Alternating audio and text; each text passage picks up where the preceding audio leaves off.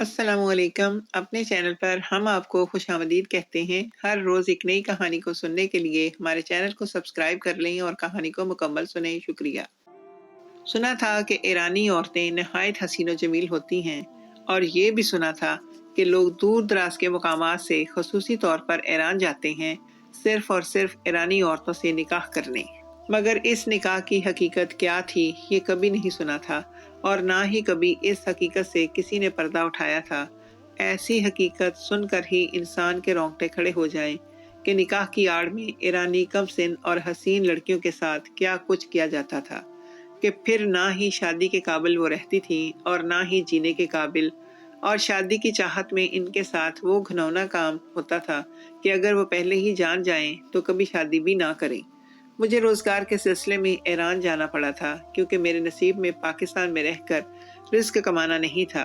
मैं अपने किसी जानने वाले के ज़रिए से ईरान गया था और अल्लाह का शुक्र कि जाते ही मुझे बेहतरीन रोज़गार भी मिल गया था, जिस पर मैं अपने रब का शुक्र अदा करते नहीं थक रहा था। फिर जैसे ही मेरे रोज़गार का सिलसिला शुरू हुआ और मैं अपना घर चलाने के काबिल हो गया, तो मैंने अपने इसी जानने वाले बंदे को कहा कि मैं अब इस काबिल हो गया हूँ कि घर चला सकूं, लिहाजा मुझे एक लड़की चाहिए जिससे मैं शादी करके अपना घर बसा सकूं। होना तो ये चाहिए था कि मुझे इस नेक काम पर मेरा हौसला बढ़ाया जाता कि मैंने एक अच्छा सोचा कि अकेले रहकर कुछ गलत करने से बेहतर है मैं शादी कर लूं। मगर मेरी शादी की बात सुनकर वो बंदा भी मुझे मानी खेजी से देखने लग गया था और इशारों में मुझे कहने लगा था कि तुमने तो बड़े जल्दी अपने पर पुर्जे निकाल लिए हैं। मुझे समझ नहीं आई थी कि वो ऐसा क्यों कह रहा है। और सिर्फ इतना ही नहीं, उसने इसके बाद कहा था कि हाँ ठीक है, इसका बंदोबस्त हो जाएगा, अभी सब्र रखो। और जब से मैंने शादी की बात छेड़ी थी, इसके बाद तो ऐसा हुआ कि जिसने मेरी शादी की फरमाइश सुनी वही बंदा मुझे मानी खेजी से देखने लगा था। और कुछ तो मुझे अजीब सी मुस्कुराहट से भी देखते थे और कुछ मर्दों ने तो ये भी कह दिया था कि हाँ ठीक सोच सोची है, हम भी तो इसी मकसद के लिए आए थे और अब बड़े खुश हैं और बहुत अच्छी ज़िंदगी गुजार रहे हैं। तुम भी बहुत खुश रहोगे। मुझे उनके इशारे किनाइयों में की गई बातें बिल्कुल भी समझ नहीं आ रही थी। मैं चौंक सा गया था कि ऐसा क्या था जो ये सब मुझे सुनाना चाहते थे, और आखिर मैंने शादी का बोलकर ऐसा कौन सा अनोखा काम कर दिया था कि सभी मुझे यूं तकने लग गए थे जैसे मैंने कोई अनहोनी बात कर दी थी। फिर वो बंदा जिससे मैंने शादी की बात की थी वो मुझे एक आदमी के पास लेकर गया और इसको कहा कि इसे भी एक लड़की चाहिए। तो तब इस बंदे ने मुझसे मेरी फरमाइश पूछी कि मुझे किस किस्म की लड़की चाहिए। तब मैंने थोड़ा सा घबराते हुए कहा कि मैंने शादी करनी है और इसके लिए मुझे अच्छी लड़की, घर चलाने वाली चाहिए। जिस पर वो भी अजीब तरीके से हंसा था और कहा था कि ये बताओ कि कम सिन हो या बड़ी उम्र की, और हसीन ज्यादा हो या बस सही हो। मैं इसकी बातें सुनकर चौंका तो जरूर था। फिर मैंने कहा कि शायद यहाँ रिश्ते के लिए ऐसी ही बातें होंगी जो की जाती हैं। तभी वो मुझसे पूछ रहा था तो मैंने इससे कहा कि हाँ जाहिर है, खूबसूरत बीवी किसको नहीं चाहिए होती। अगर खूबसूरत कम सिन हो तो मुझे भी बहुत खुशी होगी। अगर ऐसी लड़की मुझे कोई मिल जाती है तो। तब वो आदमी मेरी बात सुनकर मुस्कुराया और कहा लड़की मिल जाएगी, बस तुम पैसों का बंदोबस्त रखो। पैसा बहुत चाहिए होता है और अभी तुम्हारी जेब में इतना पैसा नहीं है कि तुम अपनी फरमाइश के मुताबिक लड़की हासिल कर सको। मुझे उनकी बातें बहुत हैरान कर रही थी। समझ में नहीं आ रहा था कि वो इस किस्म की बातें क्यों कर रहे हैं। मैंने अपने जानने वाले से पूछा भी था कि तुम लोग ऐसे इशारों किनायों में किस किस्म की बातें करते हो, जिस पर उसने मुझे यही कहा था कि तुम बात की गहराई में मत जाओ और इस तरह मुंह फाड़े हर किसी से बातों का जिक्र भी हर किसी से मत करना। बस तुम्हारा काम हो जाएगा और तुम अपने पैसे बराबर रखो। जाहिर है शादी के लिए खर्चा भी तो चाहिए होता है ना। तो तब मैंने यही समझा कि वाकई मैं अकेला हूँ, मेरे पीछे कोई नहीं है, मगर लड़की का खानदान भी होगा और उनकी कुछ फरमाइशें भी होंगी, तो इसीलिए ये लोग मुझे पैसे बराबर रखने का कह रहे हैं। तब मैं दिल लगाकर काम करने लगा। मैंने इजाफी वक्त का काम भी शुरू कर दिया था ताकि मैं जल्द से जल्द अपने पैसे जमा करके अपना घर बसा सकूं। तो मेरी इस मेहनत पर मेरे साथी वर्कर बहुत हंसे थे, मेरा मजाक बनाते थे कि मैं एक लड़की को पाने के लिए कितना बेताब हो रहा हूँ, कि दिन रात एक करके पैसे जोड़ रहा हूँ। मैं इनकी बातों पर चौंकता था मगर ज्यादा तवज्जो नहीं देता था कि जाहिर है मर्दों में यही छेड़ होती है। वो मुझे छेड़ रहे थे कि मुझे बीवी की ज़रूरत है और हकीकत भी थी, अकेला रहना मेरे लिए अज़ियतनाक था। वैसे भी तन्हा रहकर कोई गुनाह करने से बेहतर है बंदा शादी कर ले और अपना घर बसाए, और वैसे भी मैं इस भरी दुनिया में अकेला था। ऐसे में मुझे कोई साथी चाहिए था जिसके साथ मैं अपनी ज़िंदगी के दिन पुरसुकून तरीके से गुजार सकूं, और कोई ऐसी हो जिस पर मैं अपनी कमाई लुटा सकूं। मेरे घराने में और तो कोई था ही नहीं, ना ही मेरी माँ थी, ना मेरी बहनें थीं। तो अब मेरे पास एक ये आखिरी रिश्ता बचता था जिस पर मैं अपने सारे शौक पूरे करता और अपनी फैमिली बनाता। लिहाजा जब भी मेरे साथ वो लोग छेड़छाड़ करते तो मैं भी मुस्कुराकर सर झुका लेता था। मैं वैसे भी बहुत कम गो था और ज़्यादा फजूल बातें नहीं करता था। शायद हालात ने मुझे ऐसा बना दिया था, या मेरी पैदाइशी फितरत भी थी, मगर जो भी था मुझे ज़्यादा बोलना पसंद नहीं था। इसीलिए इनके छेड़छाड़ पर मैं बस मुस्कुरा कर रह जाता था, जिस पर वो सब एक दूसरे को इशारे करते थे जो मेरी समझ से बिल्कुल ही बाहर थे। कि शादी के नाम पर इस किस्म के इशारे करना और ऐसी मानी खेजी से बातें करना बहुत ही अजीब बात लगती थी, मगर शायद ये इन लोगों की आदत थी। खैर, वक्त गुजरता गया और अपनी मेहनत के बलबूते पर मैंने बहुत जल्द ही इतने पैसे कमा लिए थे कि जिससे मैं शादी भी कर सकता था, और बाकी के पैसों से अपने लिए एक छोटा सा घर लिया और इसमें ज़रूरत का सामान भी लेकर रख लिया था, क्योंकि इससे पहले तो मैं अपने साथी वर्कर्स के साथ एक कमरे में रहता था। अब ज़ाहिर है शादी करके मुझे अपनी बीवी को अलग घर में ही रखना था, और इसके लिए घर की ज़रूरी चीज़ें भी ज़रूरी होनी चाहिए थी। न जाने यहाँ के लोगों का कैसा रिवाज था, वो अपनी बेटी को जहेज वगैरह देते भी थे या नहीं, और ऐसे में मुझे इस सब की फरमाइश करना फजूल लग रहा था। इसलिए मैंने घर का ज़रूरी सामान खुद ही खरीद लिया था, और जब मैं अपनी मतलूबा रकम लेकर इस आदमी के साथ इस बंदे के पास गया जिसने मेरी शादी करवानी थी, तो वो मेरी तरफ देखकर मानी खेजी से मुस्कुराया और रकम लेते हुए बोला, हाँ ठीक है, तुम्हारी फरमाइश के मुताबिक लड़की मिल गई है और आज शाम को तुम्हारा निकाह पढ़ा दिया जाएगा। मैं उसकी बात सुनकर हैरान हुआ था और इनसे कहना भी चाहता था कि आखिर लड़की के घर वाले कहाँ हैं और क्या वो मुझे नहीं देखेंगे, मगर मैं कह नहीं सका था। मैं झिझक का शिकार था कि क्या पता ये पूछना मायूब बात हो, क्या पता उन्होंने खुद ही लड़की के घर वालों के मेरे बारे में सब बता दिया हो और उनको इस रिश्ते पर कोई एतराज ना हो, इसलिए वो कह रहा था कि आज शाम को मेरा निकाह है। खैर, मैंने इन बातों को सोचना ज़रूरी नहीं समझा और अपने निकाह की तैयारी करने लगा। मैं आज बहुत खुश था, आखिर मुझे भी घर बसाने का मौका मिल गया था। मुझे भी अल्लाह ने इतना नवाज दिया था कि मैं अपना घर बना सकूं और अपनी ज़िंदगी खुशी और सुकून से गुजार सकूं। मैंने अपनी होने वाली बीवी के लिए ज़रूरी कपड़े जूते भी खरीद लिए थे। मैं आने वाले लम्हों को सोच सोच कर बहुत खुश था और मैंने बहुत सी बातें सोच ली थी जो मैं अपनी बीवी से करता। आने वाले लम्हात को सोचकर ही फितरी जज्बात से मामूर था और अपनी अज़वाजी ज़िंदगी को लेकर बहुत कुछ सोच रहा था, मगर मैं हकीकत से बेखबर था, नहीं जानता था कि मेरे साथ क्या जुल्म होने वाला था और मुझे किस किस्म के तूफान से गुजरना पड़ेगा। जैसे जैसे वक्त गुजर रहा था, मेरी बेताबी भी अपने अरूज पर थी। वक्त था कि गुजर के नहीं दे रहा था। मुझे लग रहा था जैसे सदियां गुजर गईं और अभी तक शाम नहीं हुई थी। मैं बहुत बेसब्री से शाम होने का इंतजार कर रहा था। मैंने वक्त से ही अपनी सारी तैयारी भी कर ली थी। फिर जैसे ही शाम का वक्त हुआ, मैं बेताब सा अपने साथी वर्कर के साथ इसके पास पहुंच गया, मगर मेरी हैरत की इंतहा ना रही कि इसने मौलवी वहीं पर बुलवाया हुआ था। मुझे शदीद हैरत का झटका लगा था और मैंने इस बार अपने साथ बैठे बंदे से यही कहा था कि लड़की के घर वाले कहाँ हैं और हम इनके घर क्यों नहीं जा रहे, जिस पर उसने बहुत अजीब नज़रों से देखा और कहा था, खामोश रहो, तुम्हें इस निकाह से मतलब होना चाहिए, इन बातों से नहीं। मुझे उसकी बातें अजीब तो बहुत लगी थी और थोड़ी घबराहट भी हो रही थी और चाहते हुए भी जैसे महसूस हो रहा था कि कुछ गलत हो रहा है, मगर मैं खामोश रहा और अपना मामला अल्लाह के हवाले कर दिया। तब निकाह से पहले मुझे लड़की की तस्वीर दिखाई गई और इसका हुस्न देखकर मैं पिघल सा गया था और मेरे सारे खदशात दूर हो गए थे और फिर मेरा निकाह हो गया। मैं हैरान हुआ था कि ना मुझसे कोई शर्त रखवाई गई और ना ही मुझसे किसी भी किस्म की फरमाइश की गई थी, बल्कि निकाह नामे पर साइन होते ही लड़की को बुलाया गया और इसको मेरे हवाले कर दिया था। मैं हैरान तो बहुत हुआ था कि एक ऐसी शादी थी जिसमें लड़की की तरफ से कोई भी नहीं था, मगर शायद ईरानी लोगों का यही रिवाज था और वो ऐसे ही बेटियों की शादी करते थे, जो कि मुझे पता नहीं थी, या जो बात भी थी मैं बेखबर था और मैं इस बारे में कुछ ज़्यादा कह भी नहीं सकता था। ना मेरी मालूमात थी और ना ही मैं ईरान के लोगों के रहन सहन के बारे में जानता था। फिर मैंने सोचा इन बातों को सोचने के लिए बहुत वक्त पड़ा है, ابھی میں نے اپنی آنے والی زندگی کا خوبصورت شروعات کروں۔ ان باتوں میں الجھ کر اپنی آج کی رات برباد نہ کرو۔ اس وقت میں اپنی بیوی کو پا کر بہت خوش تھا اور ہواؤں میں اڑ رہا تھا۔ بہت مشکل سے اپنے جذبات پر قابو پائے ہوئے تھے۔ میں نے راستے سے ہی رات کے لیے کھانا لے لیا تھا۔ میں گاہے بگاہے اپنی بیوی پر نظر ڈال رہا تھا، مگر وہ سر جھکائے بیٹھی تھی۔ ظاہر ہے اس کی رخصتی ہو رہی تھی، شرمائی ہوئی ہوگی اور انجان بندے کے ساتھ شادی ہونے پر گھبرائی ہوئی بھی ہوگی۔ میں نے دل میں اس کی شرم اور گھبراہٹ کو محسوس کرتے ہوئے سوچ لیا تھا کہ میں جاتے ہی اس کی گھبراہٹ دور کروں گا اور اس سے وعدہ کروں گا کہ میں اسے بہت خوش رکھوں گا، اور یہ کہ اسے پریشان ہونے کی ضرورت نہیں ہے۔ میں برا آدمی نہیں ہوں اور میں اس کے ساتھ اپنی زندگی بہت اچھے طریقے سے گزارنا چاہتا ہوں۔ یہی سوچتے سوچتے میں گھر تک پہنچ گیا۔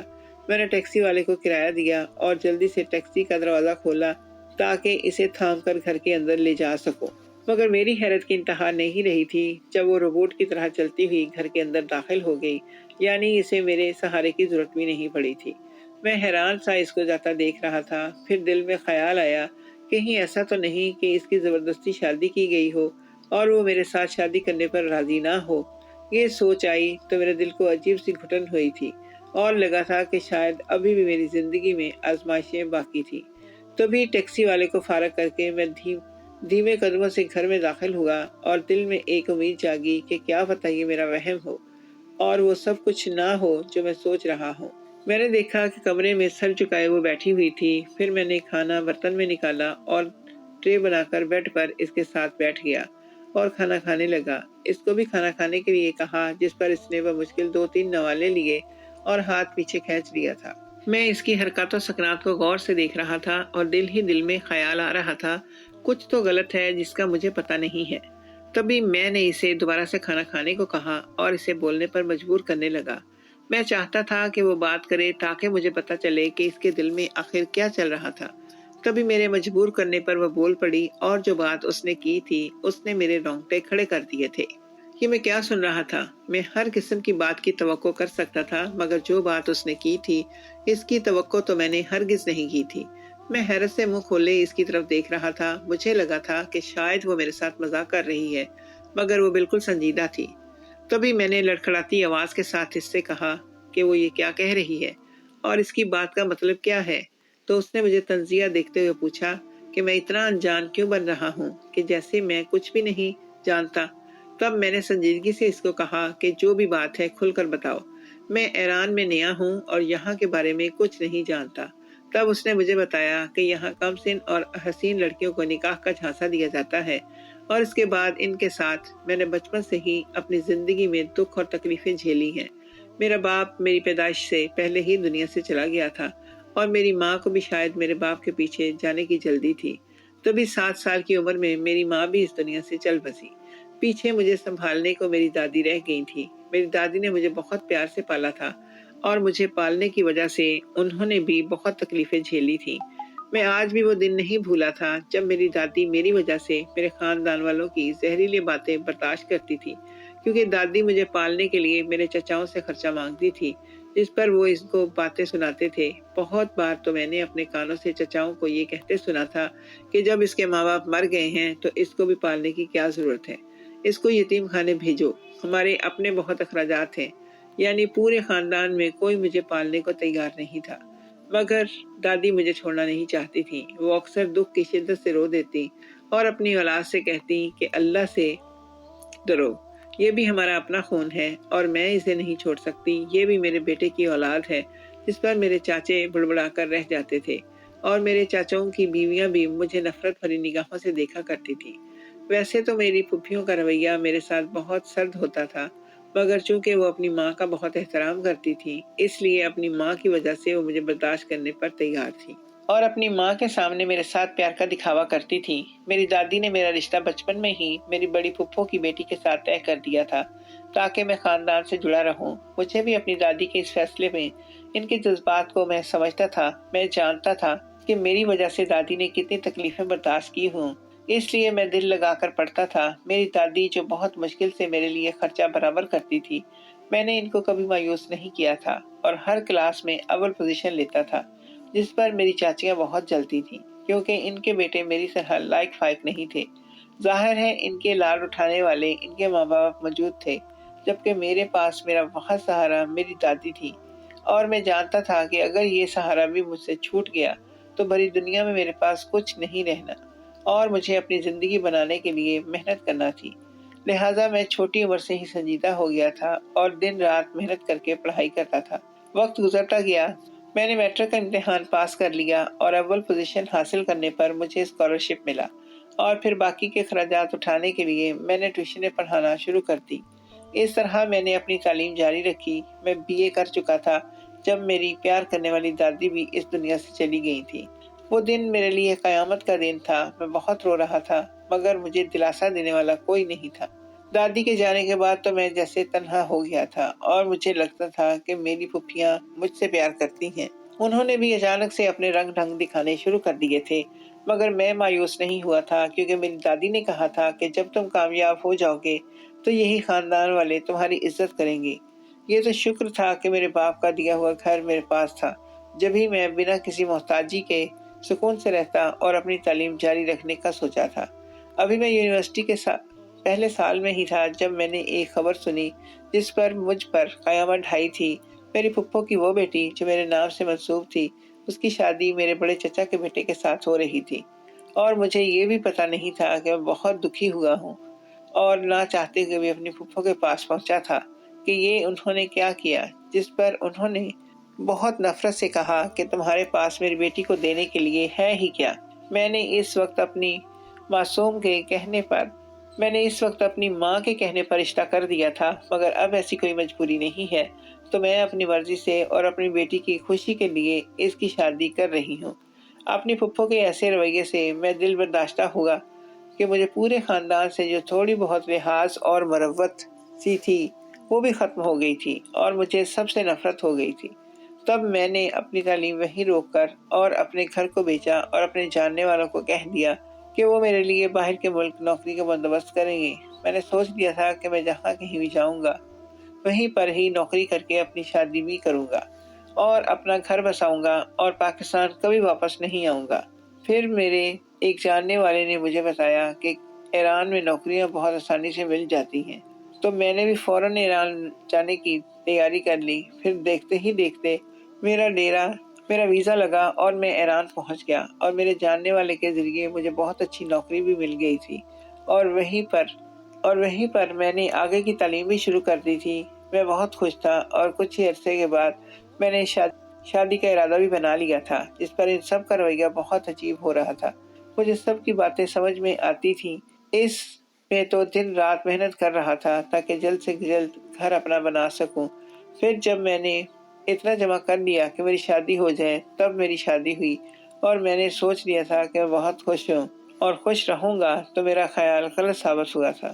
ابھی میری زندگی میں آزمائش آ گئی تھی۔ اس لڑکی کی بات نے مجھے چونکا دیا تھا۔ جب میں نے اس کو بولنے پر اکسایا تھا تو اس نے بہت ہی دھیمے سرد لہجے میں کہا تھا کہ میں اس کو کتنے دن کے لیے لایا ہوں، کیونکہ ظاہر ہے میں نے بھی کچھ دنوں میں اسے چھوڑ دینا تھا۔ اور اس کی یہ بات سن کر میں بہت حیران ہوا تھا، اور میں نے اسے کہا تھا کہ وہ ایسا کیوں کر رہا ہے، میں اس کو کیوں چھوڑ دوں۔ تب وہ تنزیہ میں بولی لہجے میں کہ کیا تم نہیں جانتے کہ تم نے مجھ سے شادی کیوں کی؟ پھر میں بھی سنجیدہ ہو گیا اور اس کو کہا کہ مجھے سب بتائے، میں یہاں کے رواج نہیں جانتا، اور یہ بھی کہ تمہارے والدین کیوں نہیں تھے شادی میں۔ تب وہ بولی کہ میرے والدین اس دنیا میں نہیں رہے، اور ہم جیسی لاوارث لڑکیاں نکاح اور توہم پرستی جیسی لڑکیاں نکاح کے نام پر صرف دہشت گردی کا سامان بنتی ہیں۔ شادی کے نام پر ہمیں دھوکہ دیا جاتا ہے، ہم سے کہا جاتا ہے کہ فلاں مرد تمہیں سہارا دینے کو تیار ہے، اور نکاح کے بعد حق رقم کی رقم بھی تھمائی جاتی ہے، مگر پھر ہفتہ یا 10 دن سے زیادہ 1 ماہ تک وہ مرد ہمیں اپنے ساتھ نہیں رکھتا، اور اس کے بعد ایک روز اچانک ہی طلاق نامہ بھیج کر غائب ہو جاتے ہیں، اور ان سے پوچھنے والا کوئی نہیں ہوتا، اور ایسا اس کے لیے ہوتا ہے کیونکہ وہ لڑکیاں برداشت کرتی ہیں۔ شادی کے نام پر ہمیں دھوکہ دیا جاتا ہے کہ ہم سے کہا جاتا ہے کہ فلاں مرد تمہیں سہارا دینے کو تیار ہے، اور نکاح کے بعد حق مہر کی رقم بھی تھمائی جاتی ہے، مگر پھر ہفتہ یا زیادہ سے زیادہ 1 ماہ تک وہ مرد ہمیں اپنے ساتھ رکھتا ہے، اور اس کے بعد ایک روز اچانک ہی طلاق نامہ بھیج کر غائب ہو جاتا ہے، اور ان سے پوچھنے والا کوئی نہیں ہوتا۔ اور ایسا اس لیے ہوتا ہے کیونکہ ہم لڑکیاں لاوارث ہوتی ہیں، और गुर्बत के हाथों मजबूर होकर यहाँ कमाई करने घर से निकलती हैं और ऐसे लोगों के हाथ लग जाती हैं कि वो निकाह के नाम पर हमें बेचते हैं और रकम वसूल करके इसमें से थोड़ा सा हिस्सा हमें दिया जाता है और बाकी पैसा वो खाते हैं। और निकाह कर लाने वाले बज़ाहिर शरीफ मर्द कुछ वक्त अपने पास रख कर फिर अचानक ही छोड़कर चले जाते हैं और इसके बाद फिर इस तरह से हमें नए मर्द के हवाले कर दिया जाता है और देखा जाए तो निकाह का झांसा देकर हमारी इस्मत दरी की जाती है। और तुम मेरी जिंदगी में आने वाले तीसरे मर्द हो, इसलिए मैं तुमसे पूछ रही हूँ कि तुमने मुझे कितने दिन के लिए अपने पास रखने का सोचा है। मैं उसकी बात सुनकर आसमान से जमीन पर आ गिरा था। मैं क्या सोचे बैठा था और हकीकत क्या थी। मैं लड़खड़ाते कदमों से कमरे से बाहर निकला और बाहर आकर बैठ गया। मेरे साथ इतना बड़ा धोखा हो गया था और मैं जान ही नहीं पाया था कि मैं बहुत दुखी था। समझ नहीं आ रहा था कि मैं क्या करूं। तब मैंने नमाज पढ़ी और अल्लाह से दुआ की कि वही मुझे कोई रास्ता दिखाए, क्योंकि मैं तो कुछ भी नहीं समझ पा रही थी कि अब क्या करूं। इस तरह उठते बैठते सुबह हो गई और बहुत सोचने के बाद मैं एक फैसले पर पहुंचा। तब मैं उठा और इस लड़की के पास गया और इससे कहा कि मैं इसके माजी में हुए इसके दर्दनाक वाक़यात को भुलाकर उसका साथ देने को तैयार हूँ, अगर वो भी मेरा साथ देना चाहती है तो। मेरी बात सुनकर वो बहुत हैरान हुई थी, क्योंकि उसको यही लगा था कि अब मैं भी कुछ दिन इसको इस्तेमाल करके फिर छोड़ दूंगा, मगर मैं ऐसा नहीं था। माना कि रात को मुझे बहुत झटका लगा था, मगर वक्त गुजरने के साथ साथ मुझे एहसास हुआ कि इस सब में इस लड़की का कोई कसूर नहीं था और इसके साथ भी मेरी तरह धोखा हुआ था। और वो लड़की भी हालात की सताई हुई थी। इसका उदास और गमगीन चेहरा, इसका लहजा बता रहा था कि वो किस कदर अजियत में थी। एक शख्स से निकाह हो जाए, 2-3 दिन इसके साथ रहकर फिर किसी और से, इसके बाद फिर किसी और से निकाह, ये अमल बहुत तकलीफ दे था। उसका कहना था कि मैं एक शरीफ लड़की हूँ, लेकिन ऐसा लगता है कि जैसे मैं कोई तवाइफ हूँ जिसको पैसे देकर सब इस्तेमाल कर देते हैं, लेकिन अपने आप को धोखा देने के लिए इसको निकाह का नाम देते हैं ताकि वो खुद को तसल्ली दे सके कि वो गुनाह नहीं कर रहे, बल्कि हलाल जरिए से लड़की को अपना रहे हैं। मैं इस बात को समझ गया था, इसलिए मैंने इस लड़की को अपनी जिंदगी में साथ रखने का फैसला कर लिया था। मेरी बात सुनकर मेरी बीवी बहुत खुश हुई थी और उसने मुझे कहा था कि मैं जैसा चाहता हूँ वो वैसे ही रहेगी और सारी जिंदगी मेरी वफादार बनकर रहेगी। इसकी बात सुनकर मुझे थोड़ा सुकून मिला था। मेरा ये फैसला मुश्किल था, लेकिन अगर एक लावारिस यतीम लड़की को सहारा देने से अल्लाह राजी होता है